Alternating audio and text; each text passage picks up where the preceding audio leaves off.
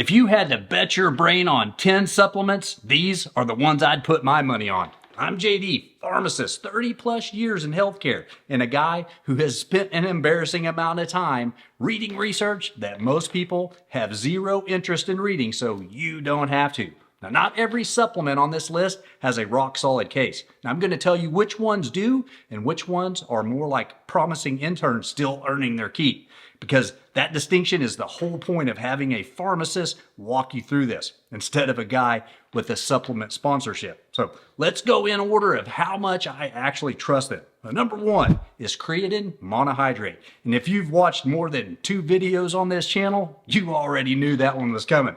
And most people think creatine is for 22-year-olds chasing a bigger bench press. And yes, it does that. But your brain runs on the exact same energy system as your muscles. The same phosphocreatine battery. A 2024 study in Scientific Reports scanned people's brains in real time during sleep deprivation using phosphorus MRS imaging and showed creatine changed high energy phosphate levels and improved cognitive performance. A 2022 meta-analysis out of the University of Liverpool found meaningful memory improvements specifically in adults aged 66 to 76. 3 to 5 grams a day, no loading phase. The most important supplement on this list, and also the cheapest one. I take it every day. Now, real quick, my company has built NuCreatine around exactly this mechanism. Creatine monohydrate at a research-backed dose alongside a small group of ingredients targeted at brain energy and focus. And honestly, even if you don't want to support us, just get some of the chalky stuff as long as you're getting some creatine down. And head over to NuCreatine.com, and I'll leave that link down in the description below so you can check out what we put together or grab a free sample while supplies last. Now, number 2 is omega-3 fatty acids, specifically DHA. Your brain is roughly 60% fat by dry weight, and DHA is the most abundant fatty acid in your neurons. It's structural. It's what your brain cell membranes are built from. And without it, signal transmission degrades like a phone call in a dead zone. A 2024 systematic review pulled 11 randomized controlled trials and found DHA showed cognitive benefits, particularly in memory and hippocampal volume in several of those studies, though not consistently across all of them. It's strong enough to take seriously, and if you're not eating fatty fish 2 or 3 times a week, you have a gap worth closing. Now, number 3 is Magnesium L-Threonate, and this one requires a quick rant. Regular magnesium doesn't cross the blood-brain barrier in meaningful amounts. You can take magnesium glycinate until the cows come home, and your brain magnesium levels will mostly shrug. L-Threonate was specifically engineered to get magnesium into neurons using glucose transporters to get through a barrier most magnesium forms can't cross. And a 2022 double-blind placebo-controlled trial found significant improvements across all 5 subcategories of memory testing, with older participants showing more improvement than younger ones. A 2025 randomized control trial confirmed cognitive performance and sleep quality benefits. Important caveat: a fair amount of the research is industry funded. Mechanism is legit, evidence is building, and keep that context in mind. Number 4 is vitamin D3.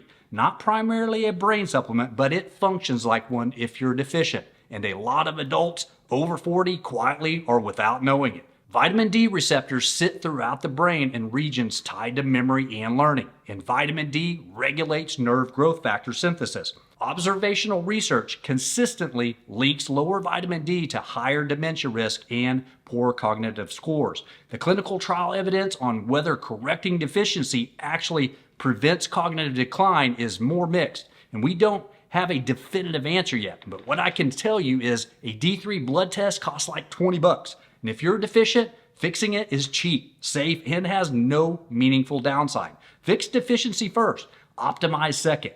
Now, number 5 is B complex, specifically B6, B9, and B12. These break down homocysteine, an amino acid that accumulates in the blood and brain and has been consistently linked to accelerated cognitive aging and higher dementia risk. After 40, B12 absorption starts declining because your gut produces less intrinsic factor, the protein you need to actually pull B12 across the intestinal wall. So even if you're eating plenty of meat and dairy, you may not be absorbing what you think. Elevated homocysteine is modifiable, and B vitamins are the mechanism that modifies it. If you never had your homocysteine and B12 levels checked, that's basic preventive medicine you're skipping. Now, number 6 is lion's mane mushroom. And I want to be upfront because it gets wildly oversold online. And the mechanism is genuinely exciting. And compounds called hericenones and inosines promote nerve growth factor synthesis in preclinical studies, which supports neuroplasticity and nerve repair. A 2009 clinical trial found meaningful cognitive improvements in adults with mild cognitive impairment. More recent studies in healthy adults show some processing speed benefits. And a 2026 trial in adults 40 to 75 is actively adding to the picture. An honest read, promising mechanism. Small and short human trials needs larger, longer studies. I take it with appropriate expectations. And if you go in expecting the earth to move on week 1, you're going to be completely disappointed. Now, number 7 is phosphatidylserine. This is one of the primary phospholipids making up your neuron membranes, and its concentration in brain tissue declines with age because, of course, it does. Everything good declines after 40. That's basically the theme of this channel. A systematic review and meta-analysis across 9 studies concluded it had a positive effect on memory in older adults with cognitive decline. It also carries FDA-qualified health claim status for cognitive function, which is a meaningful bar. Strongest evidence is in older adults already experiencing decline. And if there's a family history of cognitive issues, this one moves up my personal priority list. All right. Number 8 is CoQ10. And your brain has an extremely high concentration of mitochondria because it burns through 20% of your daily calories just running itself. CoQ10 is essential to the mitochondrial electron transport chain, and production declines with age. Statin users especially need to hear this. Statins reduce CoQ10 synthesis as a side effect of blocking the same biochemical pathway that makes cholesterol. If you're on a statin and experiencing fatigue or brain fog, that conversation is worth having with your doctor or pharmacist. Honest verdict for everyone else: animal studies promising, mechanistic rationale strong, human cognitive trial data still mixed. Most compelling case is for statin users. Reasonable to take regardless, evidence is still maturing.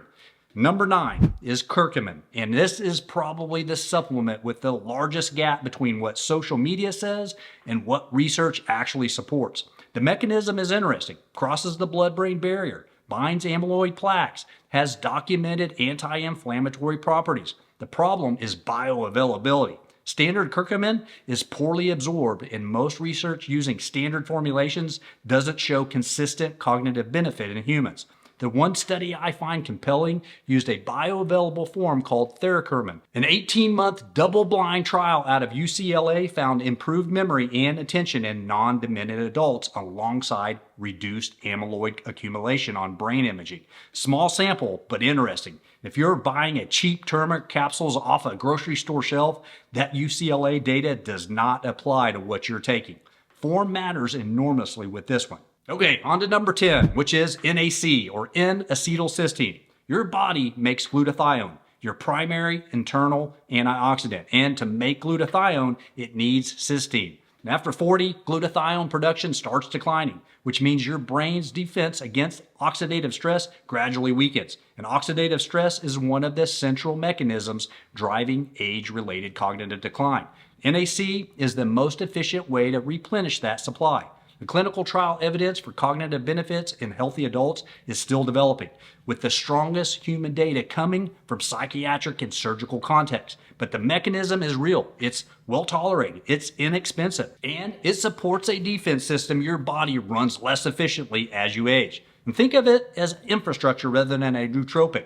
So, that's the honest version. Creatine is in a category by itself. Omega-3s are a close second. B vitamins are non-negotiable if your homocysteine or B12 is off. Go find out. Now, Magnesium L-Threonate and Phosphatidylserine are solid with legit mechanisms. Lion's mane is worth trying with tempered expectations. Vitamin D matters most if you're deficient. CoQ10 is most relevant on a statin. Curcumin only in bioavailable form. NAC is mechanistically sound while the data catches up. Full deep dives on every one of these are coming on this channel, so subscribe and you won't miss them. And drop a comment and tell me which of these you're already taking and which ones surprised you. I read every single one. And please like and subscribe for more health facts. It really helps the channel. And this is JD from NuLifeSpan. Know what you're taking and why, and I'll see you in the next one.